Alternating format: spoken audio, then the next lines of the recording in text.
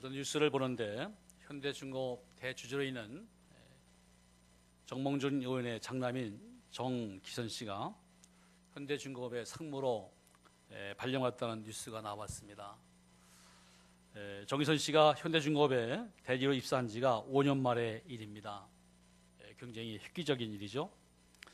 아무리 노력해도 취업하기도 힘들고 또 진급하기도 힘든데 이처럼 낙하산을 타고 내려와서 대기업 임원의 자리에 바로 앉는 사람도 있습니다. 현대중공업 안에는 정기선 씨뿐만 아니라 더 많이 배운 사람도 있고요.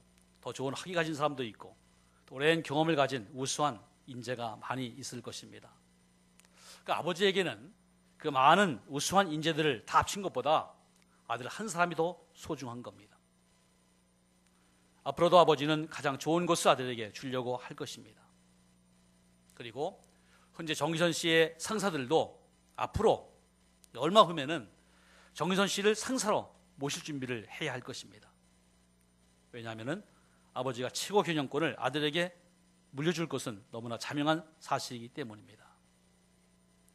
힘 있는 아버지라는 사실 자체가 그 아들에게는 특권입니다.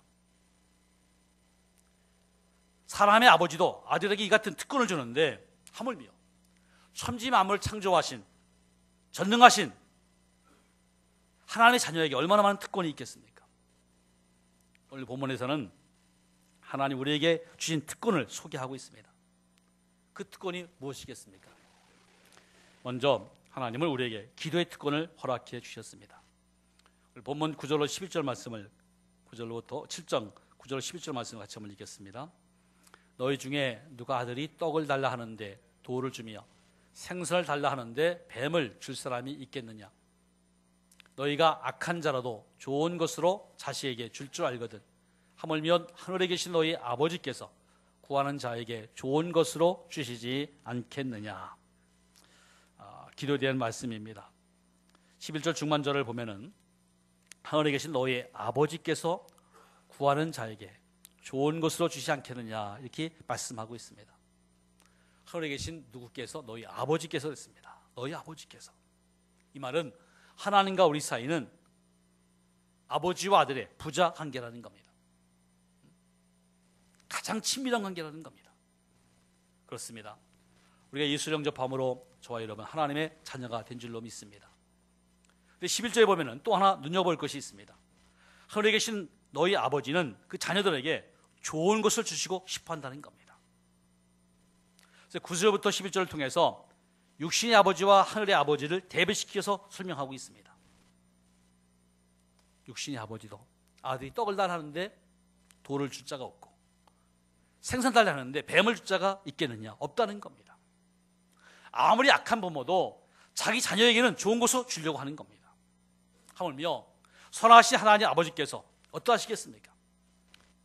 하늘에 계신 선하신 하나님 아버지께서 반드시 좋은 것으로 그 자녀에게 준다는 말씀입니다. 하나님은 하나님의 자녀들에게 모든 좋은 것을 주시는 분이신데 우리에게 주신 좋은 것 중에 하나가 본문에 소개되어 있습니다. 그것이 뭡니까? 바로 기도의 특권입니다. 기도의 특혜입니다. 7절에 보면은 세 번이나 기도에 관해서 강조하고 있는데 구하라, 찾으라, 문을 두드리라 이렇게 말씀하고 있습니다. 그래서 무엇을 말하고 있습니까? 우리 주실 것을 전제해서 말하고 있는 겁니다. 하나님 아버지께서는 우리에게 좋은 걸 주시기 위해서 기도하라고 말씀하고 있는 겁니다. 내가 너에게 기도의 특권을 줬다. 그러니 그 특권을 마음껏 사용하라는 겁니다. 마음껏 아버지께 요청하라는 겁니다. 그러면 주시겠다고 말씀하고 있습니다. 여러분, 이것이 얼마나 엄청난 축복입니까? 이 특혜는 아무에게나 주는 것이 아닙니다. 특별히 하나님의 자녀에게 주신 줄로 믿습니다. 대기업 회장은 많은 재산과 또 그 부를 가지고 있습니다. 그 소유가 얼마나 많습니까? 그런데요, 아무리 대기업 회장이 많은 것을 갖고 있어도 그 특혜를 받는 것은 다가 아닙니다. 누가 그 특혜를 누리겠습니까? 그 자녀가 제일 많이 특혜를 누릴 것입니다. 그 자녀들은 마음껏 자기가 원하는 만큼 요구할 수 있습니다. 왜냐하면 그 회장님이 자기의 아버지이기 때문에 그렇습니다. 아버지이기 때문에 요구할 수 있는 겁니다. 자녀는 아버지에게 요청할 수 있는 특권, 특혜가 있습니다. 여러분, 기도의 특혜도 마찬가지인 줄 믿습니다. 아무에게 주어진 것이 아닙니다. 하나님의 자녀에게만, 하나님을 아버지로 부르는 자녀에게만 요청할 수 있는 자격이 있습니다. 오직 하나님 자녀에게만 요청할 수 있는 특혜, 특권이 주어졌다는 것입니다. 기도라는 것은 특권이요, 특혜요, 아주 귀한 선물입니다. 그런데 많은 사람들이 예수 믿으면서 교회 나오면서도 기도를 오해하고 있습니다. 자꾸 기도를 짐으로 생각합니다. 그래서 작밤에 나와라, 새벽기도 나와라 이렇게 하면은 부담으로 생각을 합니다. 근데 오늘 본문 말씀은 기도가 짐이 아니라는 것입니다. 하나님이 자기 자녀에게 좋은 거 주고 싶어서 특별히 한 자녀에게 주신 귀한 특혜라고 말씀하고 있는 겁니다. 기도의 특혜가 얼마나 귀한 것인가를 인생의 문제를 만나보면 그 진가를 알 수 있게 되어집니다. 기도의 특혜가 있는 자와 없는 자가 그 차이가 하늘과 땅 차이가 납니다. 여러분, 우리 인생길이 어떻습니까? 고속도로 달리듯이 순탄한 길만 있는 것이 아닙니다. 가시밭길, 험난한 길이 때로는 나오게 됩니다. 어떤 사람은 인간관계 때문에 고통을 당합니다. 어떤 사람은 경제 문제 때문에, 어떤 사람은 자녀 문제 때문에, 어떤 사람은 건강 때문에, 어떤 사람은 부부 문제 때문에, 어떤 사람은 직장 문제 때문에 고통을 당합니다. 짐이 돼가지고 정말 힘겹게 인생을 살아간 사람이 있습니다. 또 인생을 살다 보면은 필요한 것이 너무나 많이 있습니다. 어떤 분은 생활비가 없어서 참으로 힘든 분이 있습니다. 어떤 사람은 지혜와 지식이 필요한 사람이 있고, 어떤 사람은 건강이 필요한 사람이 있고, 어떤 사람은 좋은 배우자가 필요하고, 어떤 사람은 좋은 학교 진학하는 것이 필요하고, 어떤 사람은 직장이, 또 어떤 사람은 진급의 필요성을 절실히 느낀 사람이 있습니다. 여러분, 우리 인생은 어떤 의미에서 끊임없이 밀려오는 파도와 같다고 볼 수가 있습니다. 바다에 가서, 해변가에 가서 파도를 보시기 바랍니다. 파도가 저어져 큰 파도가 옵니다. 그러나 이 파도가 바위에 부딪히면서 잔잔히 또 없어집니다. 그럼 금방 또 파도가 몰려옵니다. 이것이 쉼 없이 계속해서 몰려오는 겁니다. 파도가 사라지면 또 파도가 오고 또 밀려오는 겁니다. 우리 인생이 그렇습니다. 문제 하나 해결했으면 끝나야 되는데 또 다른 문제가 다가옵니다. 또다시 밀려온 새로운 문제 때문에 또 고민하고 염려하는 겁니다. 그것이 인생입니다. 이런 인생 문제, 모든 필요한 것이 있을 때 세상 사람들은 어떻게 대처 합니까? 그 문제 어떻게 해결합니까? 물론 작은 문제는 스스로 해결할 수도 있고 사람의 도움을 받을 수도 있을 겁니다. 인생의 문제가 그렇게 쉬운 문제만 있는 것이 아닙니다. 때로는 가끔씩은 사태가 복잡하고 큰 문제가 발생해서 고통을 당할 때가 있습니다. 잘 나가던 사람이 부도내서 완전히 망가집니다. 두 손 들고 나오는 겁니다. 의사도 손을 낼 수 없는 심각한 병에 걸렸다든지, 정말 믿었던 친구로부터 배신감을 당하는 아픔을 당하든지, 뜻하지 않은 교통사고 그리고 큰 사고를 만날 수도 있습니다. 이럴 때 그에게는 인생의 큰 위기가 되어집니다. 삶의 뿌리와 터가 흔들리는 시간이 다가오는 겁니다. 그럴 때 세상 사람들은 어떻게 대처합니까? 내가 해결할 수 없는 엄청난 문제를 당할 때 그 문제를 어떻게 해결합니까? 두 가지로 해결할 것입니다. 첫째는 누군가의 도움을 받아서 그 어려움을 해결해 보려고 노력을 합니다. 아주 어릴 때부터 중마고로 같이 자라 학교 같이 다닌 친구가 있습니다. 단짝이었습니다. 근데 한 친구는 학교 졸업 맞고 정말 취업을 잘하고 또 성공하고 또 어느 정도 생활이 여유 있게 됐습니다. 명예도 얻었습니다. 한 친구는 사업하다가 사업이 망가지면서 완전히 정말 어렵게 됐습니다. 이 친구가 친구 얘기를 듣고 그 친구를 찾아갔습니다. 사정을 얘기했습니다. 도와달라고. 그래도 참 오래된 친구이기 때문에 거절할 수 없어서 몇 천만 원을 지원해 줬습니다. 얼마나 고맙습니까? 근데 1년이 가니까 또 이게 다 떨어진 겁니다. 그래서 또 찾아갔습니다. 사정을 얘기합니다. 근데 이번에는 거절하는 겁니다. 내가 더 이상은 당신에게, 친구에게 도와줄 힘이 없다는 겁니다. 여러분, 큰 어려움을 만날 때 사람들은 돈 받기 위해서 부모를 찾아가고 친구를 찾아가고 지인들을 찾아갑니다. 어려움을 호소해 봅니다. 그러나 아무리 하소연해도 한계가 있습니다. 왜냐하면 사람 돕는데 한계가 있기 때문에. 사람 부모도 자녀를 돕는데 한계가 있습니다. 친구도 지인들도 마찬가지입니다. 더 이상 도와줄 수 없을 때가 있습니다. 그런데 좌절하고 절망하는 겁니다. 또 인생의 어려움 당할 때 위기 앞에서 사람들은 자기 혼자 해결하려고 노력하는 사람이 있습니다. 자, 의지를 가지고 열심히 노력을 합니다. 그러나 또 한계가 있습니다. 그렇다고 문제가 해결되는 것이 아닙니다. 또 문제가 꼬여집니다. 그때 다시 낙심하고 좌절하고 나중에는 자살하는 사람도 있습니다. 삶을 포기하는 겁니다. 여러분, 세상 사람들은 문제가 일어나도 마땅히 도와줄 요청할 데가 없습니다. 그 문제 앞에서 도와줄 사람이 없다는 겁니다. 좌절하고 낙심하는 겁니다.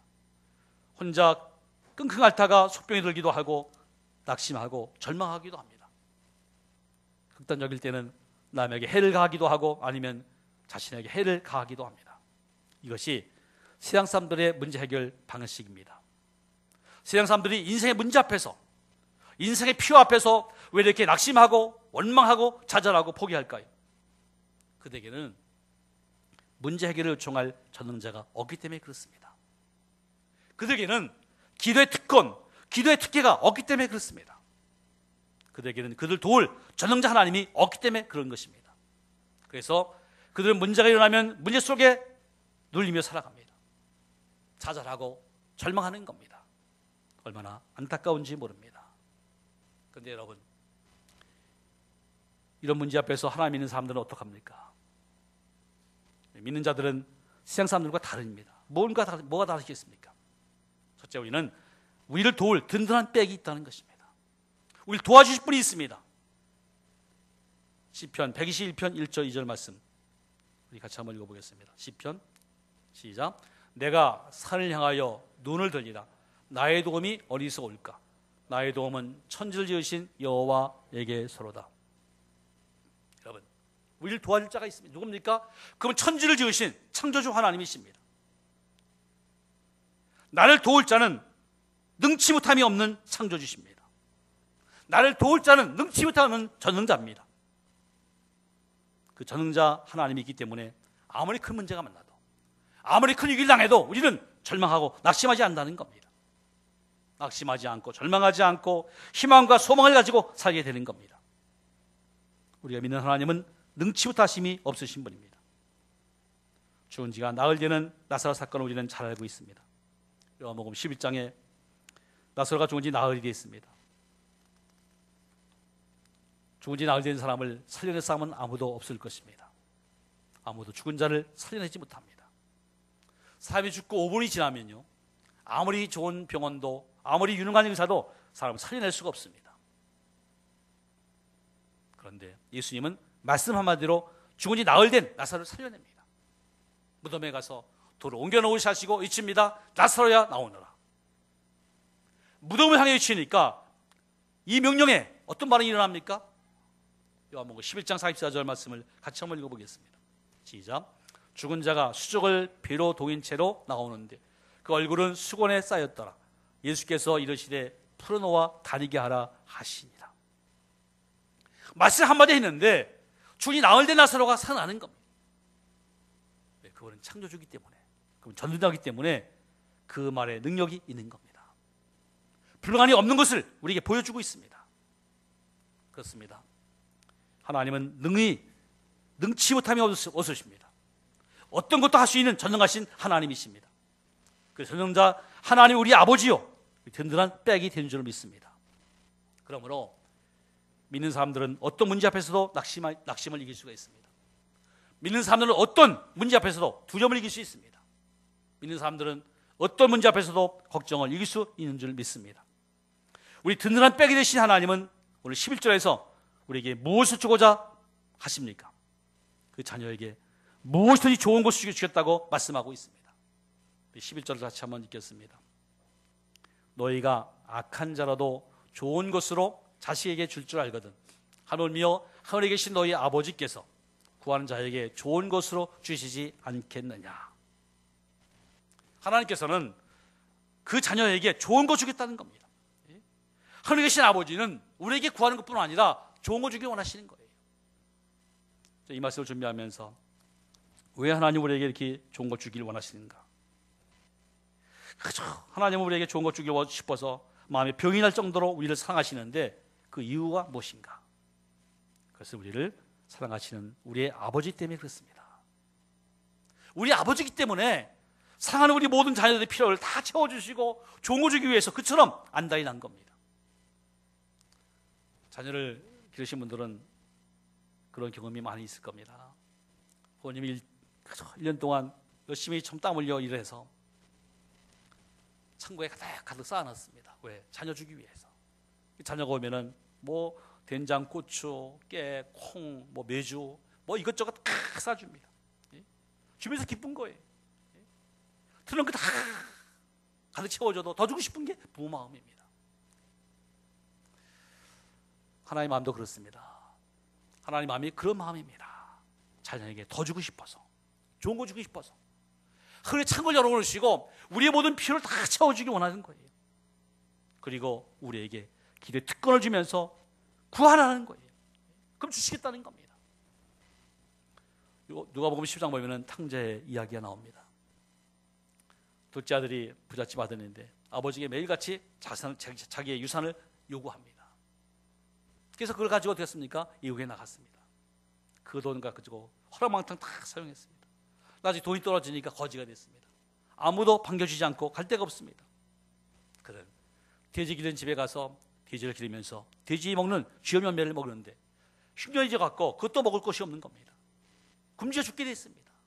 그때 이제 정신이 든 겁니다. 우리 아버지 집에는 품권도 많고 먹을 것이 많은데 내가 죽을 이유가 있는가? 차라리 아버지께 가자. 아버지께 가면서 그 뭐라고 생각합니까? 뭐라고 요구합니까? 그의 기도는 그겁니다. 아버지, 나는 아버지에게 큰 죄를 졌습니다. 아버지 아들이 자격이 없습니다. 아들이 아니라 품꾼이 하나로 받아주십시오. 그리고 먹을 양식 주시고 잠만 재워주면 좋겠습니다. 이것이 그의 기도고 소원입니다. 아들이 돌아옵니다. 아버지는요 기다렸다가 달려갑니다. 그를 맞아주고 안아주고 손에 손가락 반지를 끼워주고 좋은 옷을 입혀주고 신발 신겨주고 그리고 송아지 잡아서 잔치를 하는 겁니다. 왜 그랬겠습니까?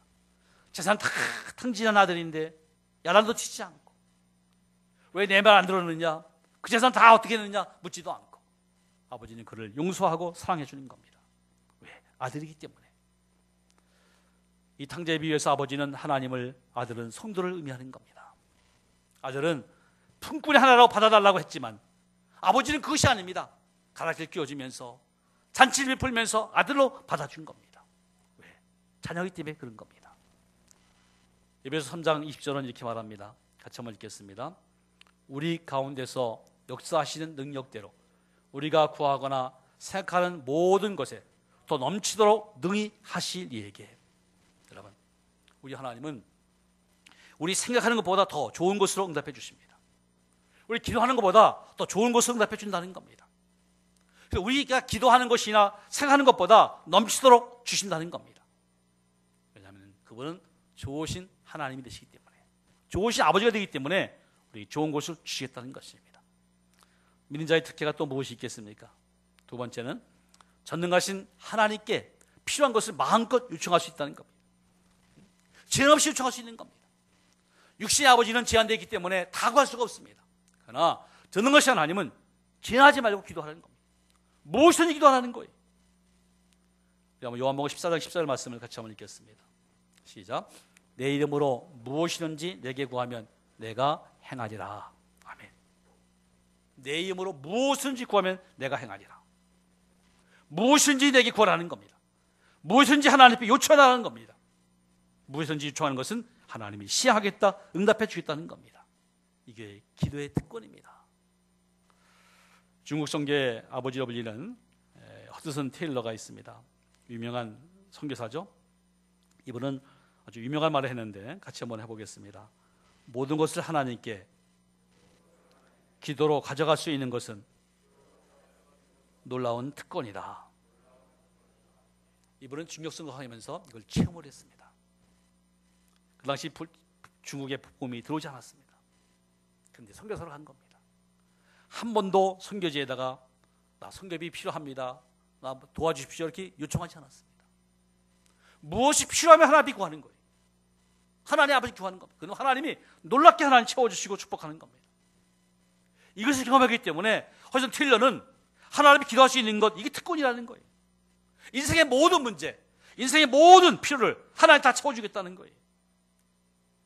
여러분, 하나님은 지금도 우리에게 이 특권을 사용하기를 원하십니다. 이 특권을 세상 사람들이 받지를 못했습니다. 오직 하나님이 있는 자녀에게만 주신 특권인 줄 믿습니다. 그래서 하나님의 자녀들은 인생의 문제를 만나면 걱정하지 않고 하나님 앞에 기대 특권을 사용하는 겁니다. 지금 카이스트 부총장을 있는 전에 청와대 경호실장을 지냈던 이대준 그 장로님이 계신데, 이분은 아주 신앙이 독실한 분입니다. 이분이 그 군대에서 소위로 있을 때 이런 일이 있었습니다. 부대를 데리고 이제 작전을 나가는데 부대원의 부주의로 산불이 난 거예요. 불을 일으킨 거예요. 담배 피다가. 그래가지고 막 보는데 바람이 불어가지고 막 타들어가는 거예요. 그리고 막을 수가 없는 거예요. 막 바람이 불면서 불이 불기 시작하는데 막 퍼져나가는 거예요. 아차 생각이 드는 겁니다. 남의 사는데 불을 태우면은 손해도 배제되고 또 자기 지위가 완전히 이제 잘리는 겁니다. 더 이상 승진할 수도 없고 인생 엄청난 손해가 오는 거예요. 급한 김에 하나님께 두 손 들고 모자처럼 기도했습니다. 하나님, 저 살려주세요. 하나님, 이 불 꺼주세요. 정말 간절한 마음으로 하나님 앞에 힘있게 간절히 기도했어요. 눈을 떠보니까 이상한 일이 벌어진 겁니다. 이렇게 막 불던 바람이 막 불어서 불이 번져나가는데 반대편에서 불이 불면서 다시 돌아오는 거예요. 이게 불이 꺼질 수밖에 없는 거죠. 이 엄청난 경험을 하고 이분은 그다음부터 어떤 인생의 문제가 만나도 절대 좌절하지 않고 하나님 앞에 기도하기 시작했습니다. 그런 정말 기적으로 청와대에 들어갔고 경호 실장까지 지냈고 지금은 부총장으로, 카이스트 부총장으로 귀하게 일하면서 그를 도우신 하나님을 간증하면서 복음을 증거하고 있습니다. 여러분, 하나님은 지금도 그렇게 우리를 도우신 줄 믿습니다. 내가 하지 못하는 것, 초자의 방법으로 하나님 역사하시는 겁니다. 여러분, 인생 위기를 만나보면 우리 믿는 사람들은 기도의 특권이 얼마나 대단한 것을 알게 됩니다. 기도의 특권이 얼마나 귀한 것을 알게 됩니다. 기도할 수 있는 자체가 축복이에요. 기도할 수 있는 분이 있다는 것이 축복입니다.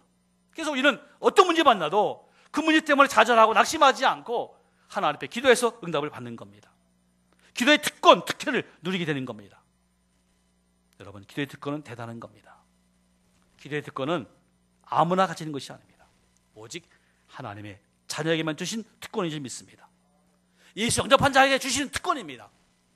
오직 믿는 자에게 주시는 특권인 줄 믿습니다. 이 기도의 특권을 선물로 받은 우리는 어떻게 해야 되겠습니까? 두 번째는 기도의 특권을 사용하면 된다는 것입니다. 아무리 좋은 특권이 있어도 사용하지 않으면 안 됩니다. 우리 기도의 특권을 사용해야 됩니다. 보면 7절 말씀을 같이 한번 읽겠습니다. 구하라, 그리하면 너에게 주실 것이요. 찾으라, 그리하면 찾아낼 것이요. 문을 두드리라, 그리하면 너에게 열릴 것이니. 여러분, 우리 인생에 문제가 있을 때, 이제 필요가 있을 때 언제든지 구하고 찾고 두리라는 겁니다. 구하고 찾고 두리는 것은 아버지께 주저하지 말고 요청을 하는 거예요. 요청하면 주신다는 거예요. 요청하면 찾게 해주신다는 겁니다. 우리가 요청하면 문을 열어준다는 겁니다. 보통 청와대 들어가기가 여간 힘이 들고 까다롭지 않습니다. 미리 예약을 해야 되고 또 신원조회 해야 되고. 그런데요, 그런 거 전혀 없이 쉽게 들어가는 사람이 있습니다. 청와대에 그냥 쉽게 들어갑니다. 예? 왜 그렇습니까? 그 자녀는 그렇습니다. 대통령 자녀가 되면, 아들이 되면은 뭐 그냥 들어가는 겁니다. 예? 들어가기만 합니까? 필요가 있을 때 아버지께 얼마나 요청해서 그 필요를 채울 수가 있습니다. 왜? 대통령 자녀의 특권이기 때문에 그렇습니다. 마음껏 구할 수 있는 겁니다. 17세기 독일의 유명한 종교사상가인 토마스 아켄퍼스가 있습니다. 이분이 쓴 책에서 가장 유명한 책이 그리스도를 본받아라는 책이죠. 참 고전 중에 고전이고 아주 명서입니다. 그리스도를 본받아. 많은 사람들이 이걸 통해서 감동을 받고 변화가 됐습니다. 이분 이런 얘기를 하고 있습니다. 같이 한번 하겠습니다. 하나님을 유일한 후원자로 삼는 자는 성공을 보장받는다. 하나님 후원자로, 하나님 나의 후원자다, 하나님 나의 전능자다, 이렇게 인정하는 사람은 하나님께서 성공을 보장해 준다는 겁니다. 기도에 특권이 있다는 거예요. 그러면 여러분, 이 특권을 어떻게 우리 누려야 되겠습니까? 기도에 특권이 있는데 어떻게 누려야 되겠습니까? 첫째는 쉬지 말고 기도하라는 겁니다. 같이 한번 하겠습니다. 쉬지 말고 기도하자. 바울 사도는 데살로니가전서 5장 10절에 말씀입니다. 쉬지 말고 기도하라 이렇게 말씀했습니다. 쉬지 않고 기도하는 것은 항상 기도를 하라는 겁니다. 근데 우리는 오해하는 게 있습니다. 그저 교회 가서 아니면은 쉬지 않고 24시간 입술 움직여 기도하는 것, 그게 기도한 줄 아는데 그렇지 않습니다. 여러분, 기도한 마음으로, 기도한 생각으로 항상 하나님께 맡기고 살라는 겁니다. 쉬지 말고 기도하라 이 뜻은, 원어는 아디알 네이프토스입니다. 끊임없이 중단 없이 기록적으로 하는 의미가 있습니다. 기도의 특권은 여러분 계속 사용해야 됩니다. 우리가 호흡을 계속 하듯이 하나님께 항상 맡기는, 기도하면서 하나님을 의지하는 겁니다. 하나님께 알리는 거예요. 하나님께서 들으시고 응답해 줄 줄로 믿습니다. 우리에게 주신 기도의 특권, 쉬지 않고 사용할 수 있기를 주의 이름으로 축복합니다. 또 기도의 특권 어떻게 사용합니까? 정한 시간에 기도하라고 했습니다. 우리 시편 55편 17절 말씀을 같이 한번 읽습니다. 시작. 저녁과 아침과 정오에 내가 근심하여 탄식하리니 여호와께서 내 소리를 들으시로다. 시편 기자는 3번을 기도합니다. 저녁, 아침, 정오. 이스라엘 사람들은 지금도 3번 기도하는 습관이 있습니다. 다니엘도 3번 시간 정해놓고 기도했죠. 여기 내가 탄식하며 근심한다 했습니다. 이 탄식은 히브리어로 하마입니다. 하마. 끙끙거리다, 심하다는 뜻이 있습니다. 우리 인생에 많은 끙끙거리는 심하는 고통이 있습니다. 문제가 있습니다. 그런데 이 문제를 가지고 하나님 앞에 기도하면, 시간을 정하고 기도하면 하나님 들으시고 응답해 준다는 겁니다. 그 문제가 아무리 커도, 그 문제가 아무리 무거워도 하나님이 우리 기도를 들으시고 응답해 준다는 겁니다. 여러분, 기도의 특혜를 가지고 시간 정해놓고 하나님 앞에 기도할 수 있기를 주의 이름으로 축복합니다. 반드시 하나님은 기도를 들으시고 응답해 주실 것입니다. 여러분, 오늘 우리에게 무슨 말씀을 하고 있습니까? 기도는 짐이 아니라 믿는 자에 주시는 특권이라고 했습니다. 여러분들은 기도의 특권을 얼마나 사용하고 있습니까? 이 기도의 특권을 얼마나 여러분 사용하고 있습니까? 믿는 자에게 주시는 기도의 특혜, 쉬지 말고 기도하셔서 응답 받으시고, 시간 놓고 정확히 기도하셔서 문제마다 해결되고 필요가 채워지고 승리한 삶을 살 수 있길 주의 이름으로 축복을 드립니다.